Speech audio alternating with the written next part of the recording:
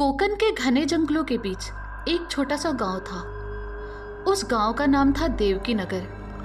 उस गांव का हर एक सदस्य उस जंगल से जुड़ा हुआ था और वहाँ के सारे लोग एकदम हंसी खुशी से रहते थे, क्योंकि उस जंगल में एक देवी का वास था और उसका नाम था फाल्की देवी। और वो देवी उस पूरे जंगल और देवकी नगर गांव की रक्षा करती थी। वो जंगल बहुत अद्भुत था, क्योंकि अनेकों कारगर और दुर्लभ जड़ी बूटियां उस जंगल में मिलती थी। यही एक खास कारण था कि शहर के कुछ लोगों ने उस जंगल की जड़ी बूटियों को चुराने की काफी कोशिश की, लेकिन उस जंगल में अभी भी फाल्की देवी का अस्तित्व है। इसलिए जो भी इंसान उस जंगल के अंदर गलत इरादे से गया, वो कभी जिंदा वापस नहीं लौटा। देवकी नगर गांव के लोग हर पूर्णिमा की रात को फाल्की देवी की पूजा करते हैं और वो देवी हमेशा अपने जंगल और गांव के लोगों की रक्षा करती हैं। एक समय की बात है जब एक आयुर्वेदिक कंपनी की तरफ से 2 आदमी उसी जंगल के अंदर जड़ी बूटियां लेने गए। उन दोनों के नाम रमेश और सुरेश थे। वो दोनों उस जंगल में चुपके से जा रहे थे, क्योंकि वो जंगल की जड़ी बूटियों को चुराना चाहते थे।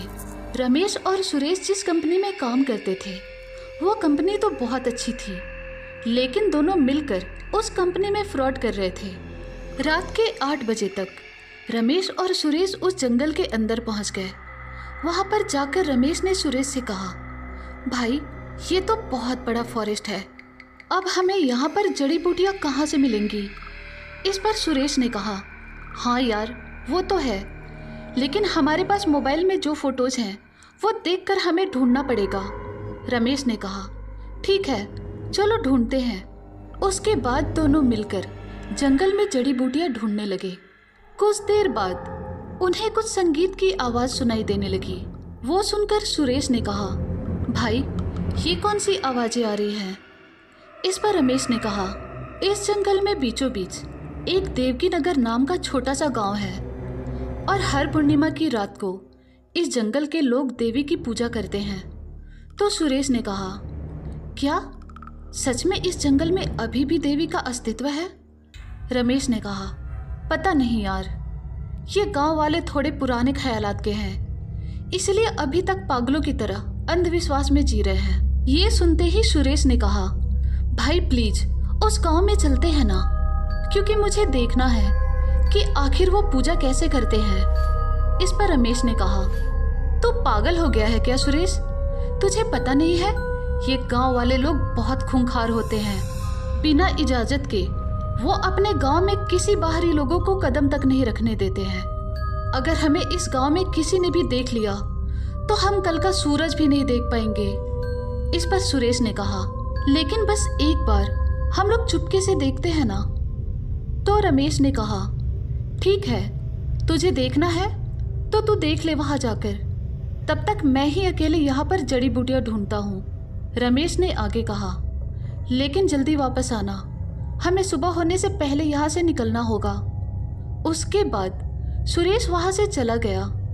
कुछ देर बाद वो देवकी नगर गांव में पहुँच गया और वहाँ पर जाकर सुरेश ने जो देखा वो देखकर वो पूरी तरह से शॉक्ड हो गया, क्योंकि वहाँ पर एक लड़की थी जिसने काली रंग की साड़ी पहनी थी और उसने अपने पूरे शरीर पर हल्दी लगाई थी।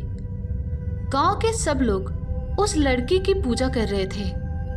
वो सब लोग उस लड़की को फाल्की देवी समझ रहे थे और ये सब सुरेश एक जगह छुपकर देख रहा था। अभी बस कुछ ही देर हुए थे कि तभी अचानक वो लड़की उसकी आंखों के सामने से कहीं गायब हो गई और वो देखकर सुरेश सोचने लगा कि आखिर ये अचानक कहाँ गई? कहीं ये सच में देवी फाल्की तो नहीं? अभी सुरेश कुछ आगे सोचने ही वाला था, लेकिन तभी अचानक उसके पीछे से किसी ने उसके कंधे पर हाथ रखा और ये महसूस करके सुरेश बहुत ही ज़्यादा सहम गया। उसके बाद जब किसी तरह हिम्मत करके उसने पीछे मुड़कर देखा तो डर के मारे उसकी आंखें फैल गई और उसकी जान हलक में आ गई, क्योंकि उसके सामने वही लड़की खड़ी थी जिसकी कुछ देर पहले गांव के लोग फाल्की देवी समझकर पूजा कर रहे थे। सुरेश को देखकर उस लड़की ने कहा, कौन हो तुम? और तुम्हारी हिम्मत कैसे हो गई मेरी पूजा में विघ्न डालने की? इस पर सुरेश ने डरते हुए कहा, ए बकवास बंद करो। मुझे पता है तुम फाल्की देवी नहीं हो। तुम जानबूझकर मुंह में मेकअप करके इन गांव वालों को बेवकूफ बना रही हो। सुरेश ने आगे कहा, तुम इन भोले भाले लोगों को ही उल्लू बना सकती हो, लेकिन मुझे नहीं। इस पर उस लड़की ने कहा, मूर्ख इंसान, तुम मेरे ही जंगल में आकर मेरे ही अस्तित्व पे सवाल उठा रहा है। अब तुम्हें माफी नहीं मिलेगी। ऐसा कहकर देवी फाल्की ने उसी जगह पर सुरेश को जान से मार दिया। इस तरफ रमेश जंगल में जड़ी बूटियां खोज रहा था। काफी देर हो चुकी थी, लेकिन अभी तक सुरेश वापस नहीं आया था।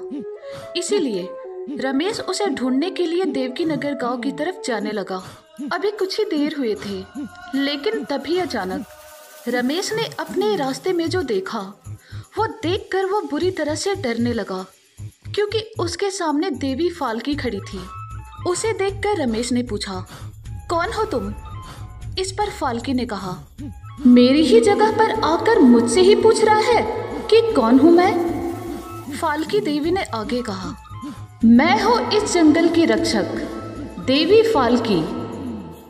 ये सुनकर रमेश ने कहा, देखो मुझे माफ कर दो, मैं इस जंगल से कुछ जड़ी बूटियां ढूंढने आया था, प्लीज मुझे जाने दो। तो फाल्की देवी ने कहा, नहीं, मुझे पता है कि तुम इन जड़ी बूटियों का शहर में ले जाकर गलत इस्तेमाल करोगे और इसका उपयोग तुम लोगों की जान बचाने के लिए नहीं बल्कि जान लेने के लिए करोगे। इसीलिए तुम इस जंगल में से कुछ भी नहीं ले जा सकते। इस पर रमेश ने कहा, ठीक है, लेकिन प्लीज मुझे बस मेरे दोस्त को ढूंढने दो। एक बार वो मिल जाए तो मैं उसे लेकर तुरंत यहाँ से बाहर चला जाऊंगा। फाल्की देवी ने कहा, अब ये मुमकिन नहीं है, क्योंकि मैंने तुम्हारे दोस्त को जान से मार दिया है। ये सुनकर रमेश बहुत ज़्यादा दुखी हो गया और उसने रोते हुए कहा, क्या तुमने सुरेश को मार दिया? लेकिन क्यों? इस पर देवी फाल्की ने कहा, क्योंकि उसने मेरी पूजा में विघ्न डालने की कोशिश की।